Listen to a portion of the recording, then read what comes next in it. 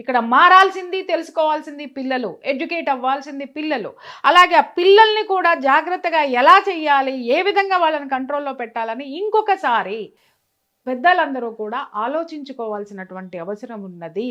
ఈ సంఘటన వల్ల ఎవరు ఎన్ని పోగొట్టుకున్నారు చెప్పండి? ఎన్ని జీవితాలు వాళ్ళ జైలు పాలైనవి చెప్పండి? దాదాపు 8 కుటుంబాలు రోడ్డు మీద పడినాయి. ఎవరి నిర్ణయం అండి ఇది? ఎవరికి సంబంధం అండి ఇది? ఎక్కడో వీళ్ళు పెళ్లి చేసుకోవడం ఏంటి? వీళ్ళు రెచ్చగొట్టడం ఏంటి? ఆయన బాధపడ్డాడో పడడం ఏంటి? ఆ బాధలో నుంచి పక్కన ఉన్న వాళ్ళు సలహా ఇవ్వడం ఏంటి? ఆయన బాధను చూడలేక ఆయన దిక్కుమాలిన నిర్ణయం తీసుకోవడం ఏంటి?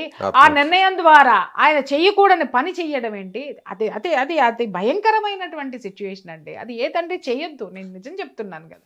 ఏ ఆడపిల్ల తండ్రి ఇలాంటి దుర్మార్గమైన పనులు చేయకండి. ఎందుకంటే మన బిడ్డ ఎంత గొప్పది అని అనుకుంటామో అవతలివాడి ప్రాణం కూడా అంతే గొప్పది. మనం మన పిల్లల్నే మార్చుకోలేవు, ఎదుటివాడి పిల్లల్ని కూడా నేనెక్కడ మారుస్తాను అని అతను ఆ నిర్ణయం తీసుకొని తను ప్రాణాలు కోల్పోయాడు. తన జీవితము, తన కుటుంబం రోడ్డు మీద పడిపోయింది. ఈరోజు తమ్ముడికి యావజ్జీవ కారాగార శిక్ష పడింది.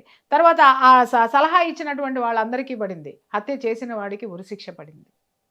ఇవాళ లవ్ స్టోరీ అని గుండెలు దించుకున్న వీళ్ళందరి జీవితాలకి ఏం సమాధానం చెప్తామండి? మనందరం కూర్చొని ఒక మాట చెప్పండి. ఆ కుటుంబాలు ఎంత ఏడుస్తున్నాయి? ఇంకొక విషయము, వీళ్ళందరూ ఆ మర్డర్ చేసిన వాడు తర్వాత ఇంకొకడు కూడా కుటుంబాన్ని పోషించడానికి ఇవన్నీ చేశాడుగా. డబ్బు కోసం. ఆ డబ్బు ఎవరిని పోషించడానికి? ఫ్యామిలీ అవసరాల కోసం. ఎవరు ఎన్నో మార్గాలు ఎంచుకున్నారు. అది తెలుసుకోండి ఫస్ట్.